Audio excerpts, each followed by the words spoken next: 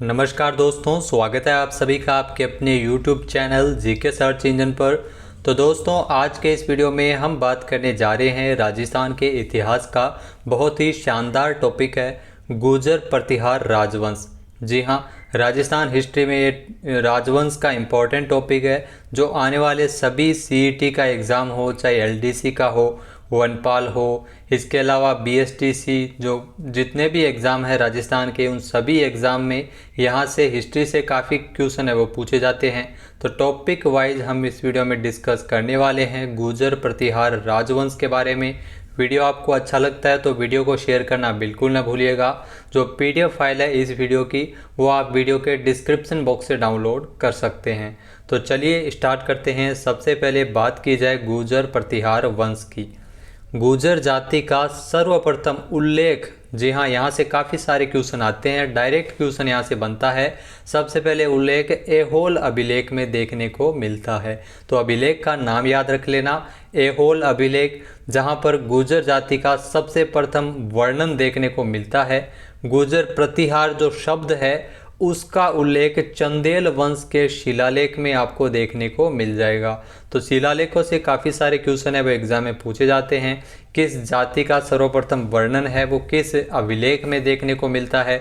सबसे पहले गुर्जर प्रतिहार की जो राजवंश है उसकी स्थापना 6ठी शताब्दी के द्वितीय चरण में उत्तर पश्चिमी जो भारत है उसमें शुरुआत हुई थी, इसकी स्थापना हुई थी, जिसमें नीलकुंड, रागनपुर, देवली, करड़ा शिलालेख में प्रतिहारों को गुर्जर कहा गया है। तो जो प्रतिहारों को गुर्जर कहा गया है, नीलकुंड, रागनपुर, देवली, करड़ा शिलालेखों के अनुसार। स्कंद पुराण में पंच द्रविड़ों में गुर्जरों का उल्लेख देखने को मिल जाता है। स्कंद पुराण के अनुसार जो पंच द्रविड़ों में गुर्जरों का उल्लेख देखने को मिलता है। अरब यात्रियों ने इन्हें जुर्ज कहा है। गुर्जर प्रतिहार में आपको बता दें गुर्जरों को जुर्ज कहा है अरबी यात्रियों ने। अल मसूदी ने गुर्जर प्रतिहार को अल गुर्जर और राजा को बोरा कह के पुकारा है। तो ये काफ़ी सारे यहाँ से क्वेश्चन है वो डायरेक्ट पूछे जाते हैं। इसके अलावा मिहिर भोज के ग्वालियर अभिलेख में नाग भट्ट को राम का प्रतिहार कहा गया है। मिहिर भोज का जो ग्वालियर अभिलेख है जिसमें नाग भट्ट को राम का प्रतिहार कहा गया है, विशुद्ध क्षत्रिय कहा गया है। स्मिथ, ब्यूलर, हर्नले आदि विद्वानों ने प्रतिहारों को जो हूणों की संतान कहा गया है। तो ये सोर्सेज है कहाँ से उत्पत्ति हुई है, तो यहाँ से भी काफ़ी सारे क्वेश्चन पूछे जाते हैं। स्मिथ जो इतिहासकार है, ब्यूलर है, हर्नले है आदि विद्वानों ने प्रतिहारों को हूणों की संतान बताया है। मुहणोत नैन्सी ने गुर्जर प्रतिहारों की 26 शाखाओं, डायरेक्ट क्वेश्चन यहाँ से बनता है, गुर्जर प्रतिहारों की 26 शाखाओं का वर्णन किया था, जिसमें कौन कौन सी थी। मंडोर हो गई, जालोर, राजोगढ़, कन्नौज, उज्जैन, भड़ोच के गुर्जर प्रतिहार भी काफ़ी प्रसिद्ध रहे थे। तो प्रसिद्ध शाखाएं हैं जिसमें मंडोर, जालोर, कन्नौज, उज्जैन, राजोगढ़ और भड़ोच, इसके अलावा ये प्रसिद्ध शाखाएं हैं। लेकिन टोटल अगर पूछ लिया जाए तो 26 शाखाओं का वर्णन देखने को मिल जाता है। मारवाड़ गुर्जर प्रतिहार वंश की स्थापना हरिश्चंद्र रोहिल्लादी, जिसका उपनाम है, ये भी क्वेश्चन है वो बहुत बार एग्जाम में आया हुआ है। रोहिल्लादी के नाम जो उपनाम है किसका है, हरिश्चंद्र का है। गुर्जर प्रतिहार वंश की स्थापना इनके द्वारा की गई थी मारवाड़ में, और समय जो 6ठी शताब्दी ईसा पूर्व, जी हाँ 6ठी शताब्दी ईस्वी है जो समय इसका रहा था। राजधानी मंडोर थी, आप सभी को पता है। गुर्जर प्रतिहार का जो आदि पुरुष किसे कहा जाता है, हरिश्चंद्र को कहा जाता है गुर्जर प्रतिहार राजवंश का आदि पुरुष। गुर्जर प्रतिहारों को भारत का द्वारपाल भी कहते हैं। जी हाँ, भारत का द्वारपाल भी गुर्जर प्रतिहारों को कहा जाता है। सबसे पहले दोस्तों शुरुआत की जाए मंडोर के प्रतिहार के बारे में। मंडोर के प्रतिहार, गटियाला के शिलालेख में मंडोर के प्रतिहार वंश की जो प्रारंभिक स्थिति एवं वंशावली देखने को मिल जाती है। तो गटियाला का शिलालेख याद रखना है जहां पर आपको मंडोर के प्रतिहार वंश की प्रारंभिक स्थिति और वंशावली देखने को मिल जाती है। गटियाला शिलालेख के अनुसार हरिश्चंद्र नामक ब्राह्मण की पत्नी भद्रा से 4 पुत्र उत्पन्न हुए थे। आप सभी को पता है, भोग भट्ट, कद्दक, रज्जिल और दह। जी हाँ, ये बद्रास से उत्पन्न 4 पुत्र है हरिश्चंद्र नामक ब्राह्मण की पत्नी के। तो कटियाला के शिलालेख में ये देखने को वर्णन मिल जाता है।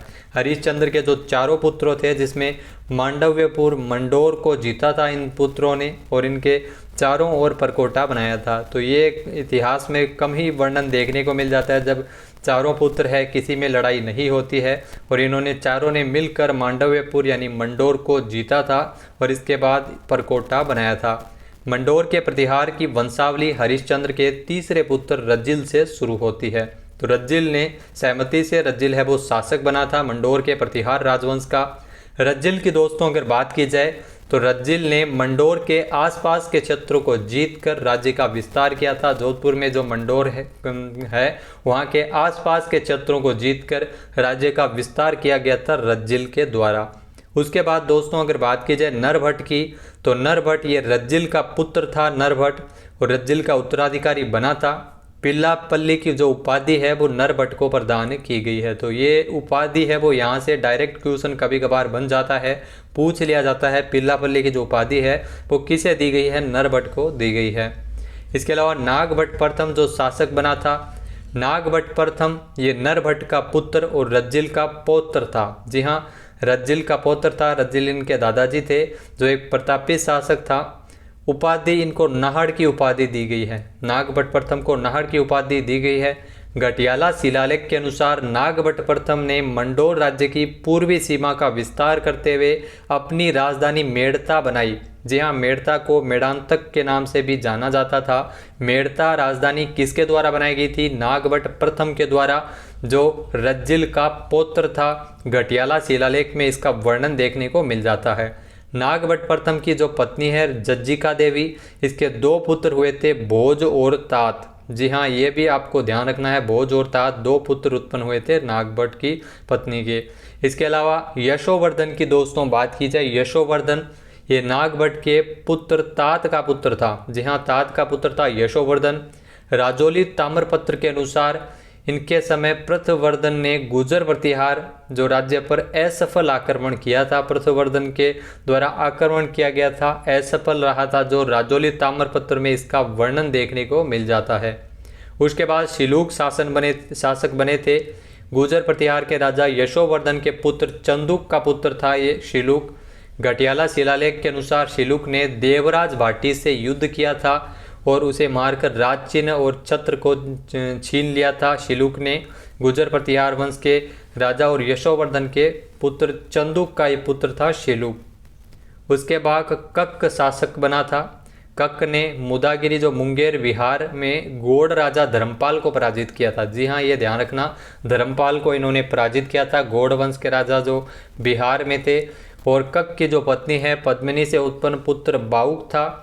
कक्क की दूसरी पत्नी दुर्लभ देवी से उत्पन्न पुत्र जो जिसका नाम था कक्कुक। जी हाँ, ये नाम है वो आप सभी को देखने को सेम मिल जाता है।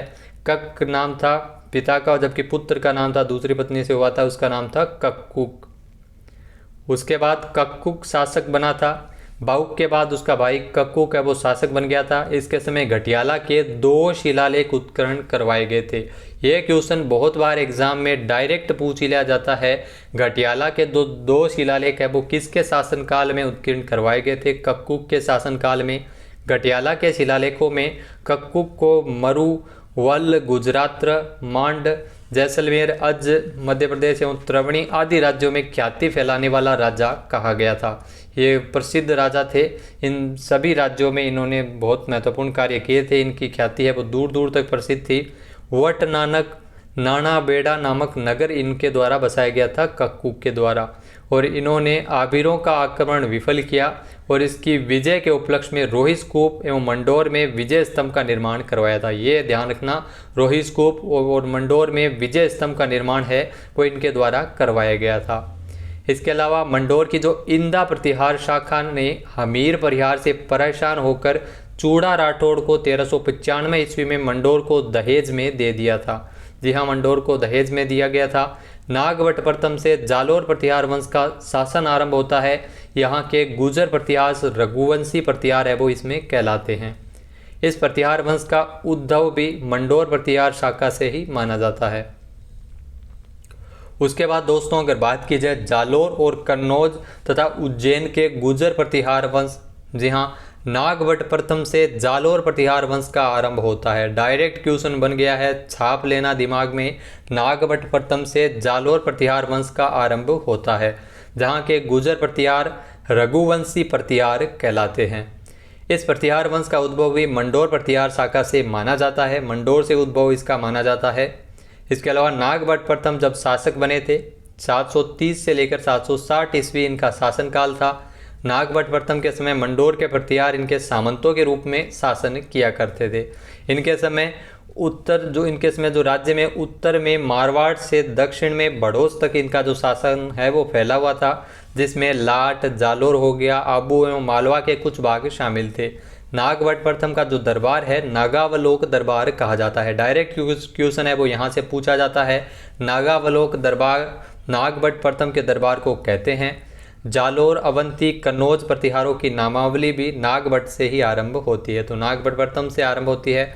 नागभट्ट प्रथम के जो प्रमुख सामंत थे गुहिल चौहान पहले इनके सामंत के रूप में कार्य किया करते थे। राठौड़ हो गए, कलचुरी हो गए, चंदेल, चालुक्य, परमार, ये सारे ही सामंत के रूप में कार्य किया करते थे।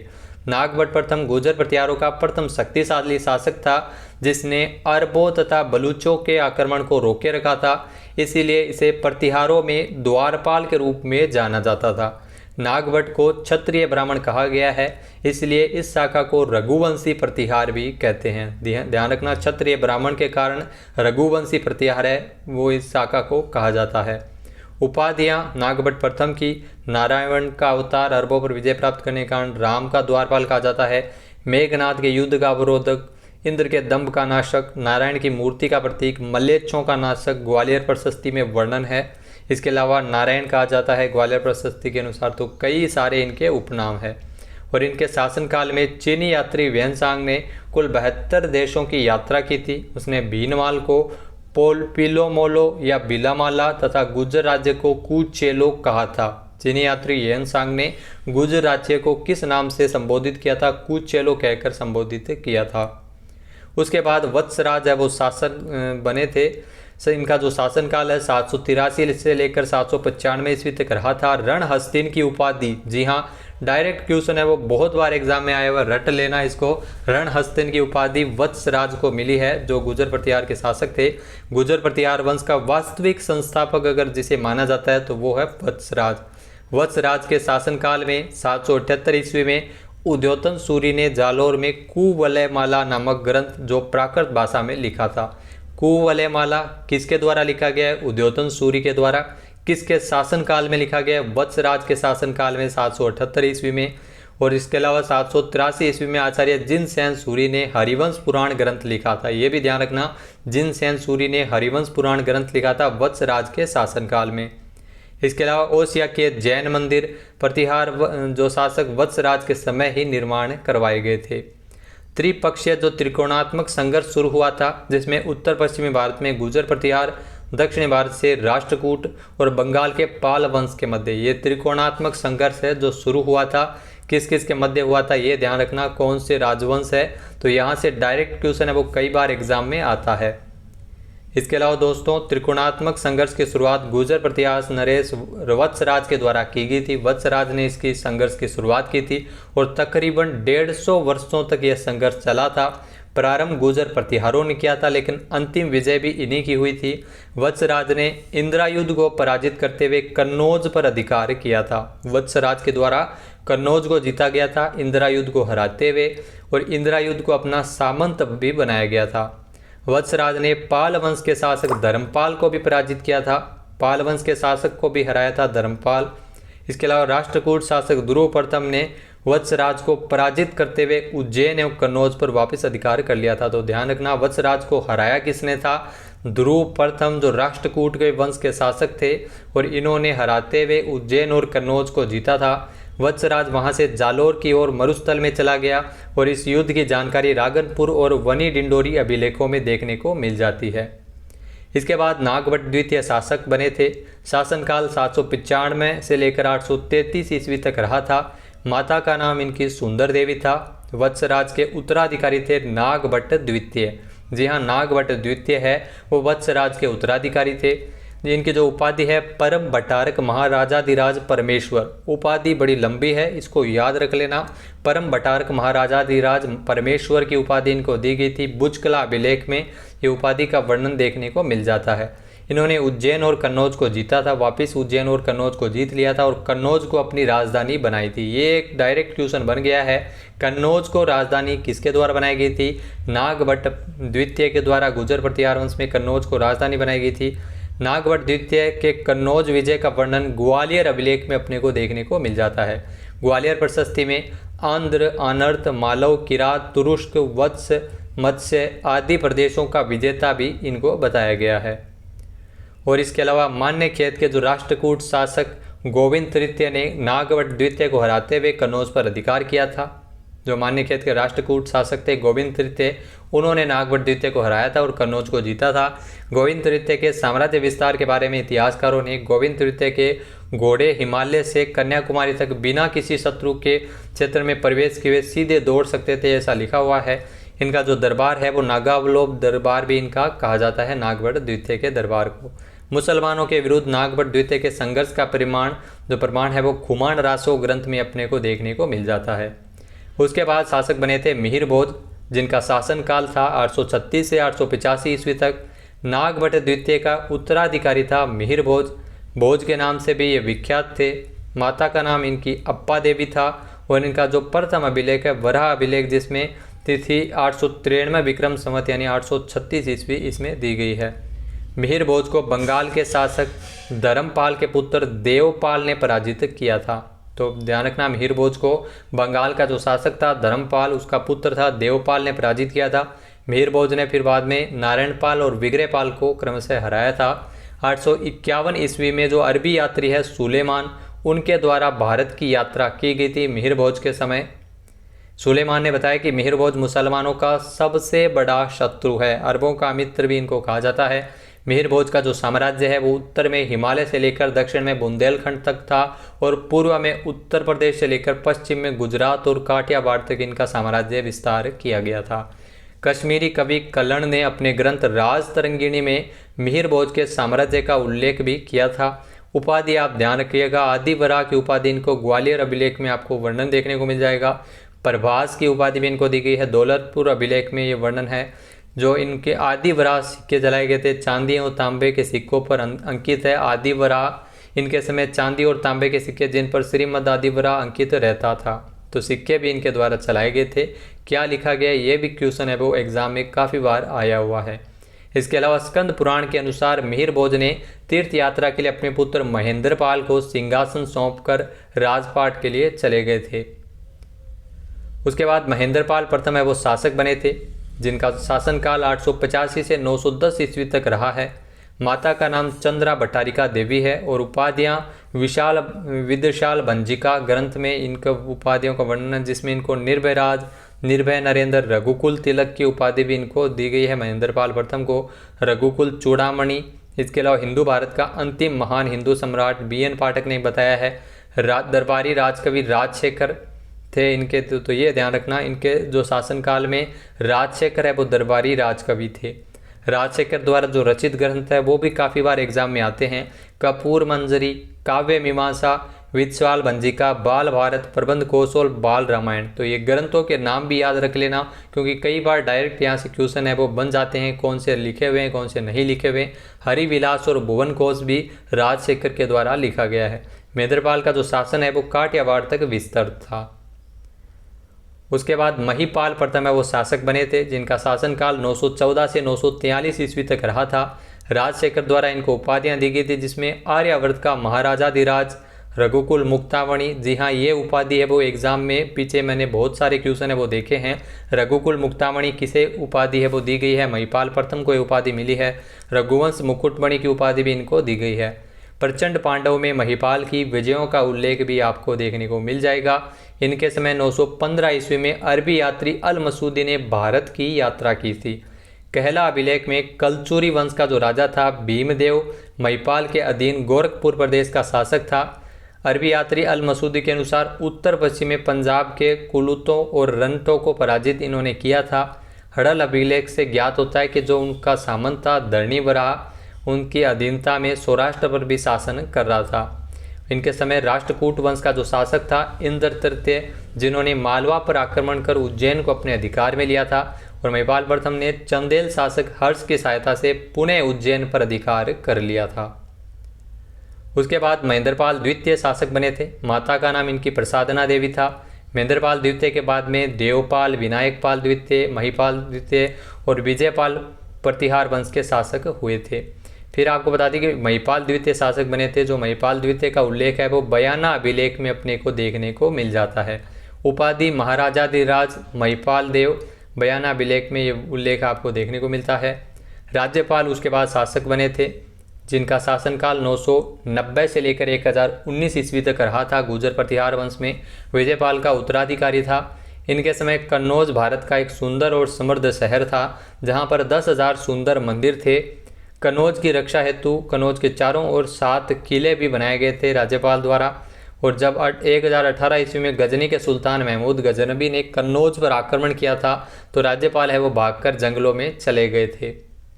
उसके बाद त्रिलोचन पाल है वो शासक बने थे, जिनका शासनकाल 1019 से लेकर 1027 ईस्वी तक रहा था। राज्यपाल का उत्तराधिकारी भी त्रिलोचन पाल को कहा जाता है। राजधानी इन्होंने बारी बनाई थी। अलबरूनी के अनुसार ये वर्णन मिल जाता है राजधानी का। और इनके समय 1020 ईस्वी में महमूद गजनबी ने कन्नौज पर आक्रमण किया था और लूटमार करते हुए वापस गजनी चला गया था। तो ये इनके शासनकाल में मूल रूप से लूटमार ही हुई थी, जो महमूद गजनबी के द्वारा की गई थी कन्नौज पर आक्रमण करते हुए, और वापस गजनी है वो चला गया था महमूद गजनबी। उसके बाद यशपाल शासक बने थे, जिनका शासनकाल 1027 से 1036 ईस्वी तक रहा था। कड़ा अभिलेख में यशपाल तथा उनके दान का, जी हाँ ये दानवीर थे, और उनके दान का वर्णन अपने को देखने को मिल जाता है। अंतिम गुर्जर प्रतिहारों का शासक था यशपाल। इसके बाद गुर्जर प्रतिहारों ने सामंतों के रूप में कुछ समय तक कन्नौज पर शासन जरूर किया था। तो दोस्तों ये थे गुर्जर प्रतिहार के महत्वपूर्ण शासकों का वर्णन। तो यहाँ से आपने को एग्जाम में क्वेश्चन काफ़ी सारे देखने को मिल जाते हैं। तो गुर्जर प्रतिहार वंश के बारे में महत्वपूर्ण जानकारी आपको कैसे लगी हमें कमेंट बॉक्स में ज़रूर बताइएगा। वीडियो की PDF फाइल अगर आप डाउनलोड करना चाहते हैं तो टेलीग्राम ग्रुप पर आपको वीडियो की PDF फाइल मिल जाएगी, जिसका लिंक आपको डिस्क्रिप्शन बॉक्स में मिल जाएगा। वीडियो देखने के लिए धन्यवाद। जय हिंद, जय भारत, जय राजस्थान।